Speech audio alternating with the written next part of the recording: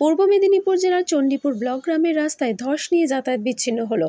শুক্রবার সকালে চণ্ডীপুর ব্লকের হাঁসচড়া থেকে তেরপেখিয়া রাস্তায় চিরঞ্জীবপুরের কাছে ধস নিয়ে রাস্তা চলে যায় পুকুরে। এই রাস্তা দিয়ে দিবাকরপুর পঞ্চায়েত অফিস, বিদ্যালয়, হাসপাতালে যাওয়ার একমাত্র রাস্তা। এই রাস্তা দিয়ে প্রতিদিন 20 থেকে 25,000 মানুষ যাতায়াত করে। এই রাস্তায় ধস নামায় বিশাল এলাকায় বেশ কয়েকটি গ্রামের মানুষ যোগাযোগ বিচ্ছিন্ন হয়ে পড়ে। এখন যোগাযোগের একমাত্র তেরপেখিয়া রাস্তা দিয়ে যাতায়াত করতে হয়।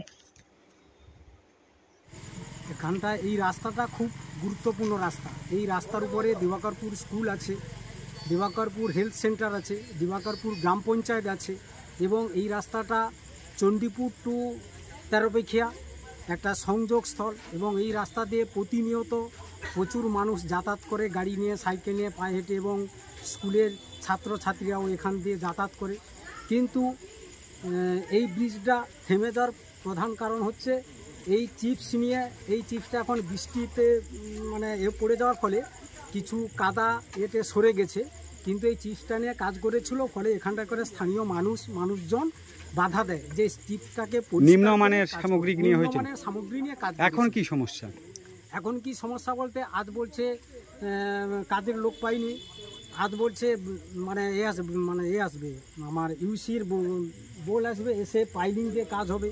তারপরে গতকাল থেকে দেখলাম গাড়িতে করে এসছে, পাইপ এসছে, বোল এসছে, সে বোল নামানো হয়নি, আজকে নামানো কিনা টাকার পেমেন্ট হয়নি বলে তারা গাড়ি থেকে নামাতে দেয়নি। ফলে এইরকম নানাবিধ সমস্যার জন্য আজকের এই অবস্থা। আজকের দেখুন এই ঢালাই রাস্তাতে পড়ে হঠাৎ এখান থেকে একজন পেশেন্ট যাবে, সেই পেশেন্টকে কোথা দিয়ে চণ্ডীপুর নিয়ে যাবে বা কোথা দিয়ে কলকাতা নিয়ে যাবে, তাহলে তাকে যেতে হলে সেই তেরপেখিয়া হয়ে ঘুরে মগরাজপুর হয়ে তাকে বেরোতে হবে। এই নানাবিধ সমস্যা এখানটাকার মানুষ খুবই জর্জরিত হয়ে পড়েছে। এই রাস্তার অবস্থা এখন কি রকম? রাস্তার অবস্থা এখন খুব সংকটজনক অবস্থা, ভেঙে প্রায় পড়ে গেছে। আর যেটা আছে সেটা হয়তো আবার একটা বৃষ্টি হলে ভেঙে পড়ে যাবে। আপনার বাড়ি বা কি হতে পারে? প্রায় পার ডে 10 থেকে 15,000 লোক যাতায়াত করে, ঠিক আছে। এই ব্রিজ প্রায় 2 বছরের বেশি ধরে চলছে। কন্ট্রাক্টর থেকে বেশি সমস্যা, অন্য কিছু সমস্যা নয়। আর এখান থেকে চিপস আর নিম্নমানের দেওয়ার ক্ষেত্রে গ্রামবাসীরা বাধা দিলে কন্ট্রাক্টর বলছে ওরা বাধা দিয়ে কাজ বন্ধ করে দিচ্ছে, কিন্তু ওটা নয়, নিম্ন সামগ্রিক দিয়েছে। একদম সঠিক, ঠিক আছে।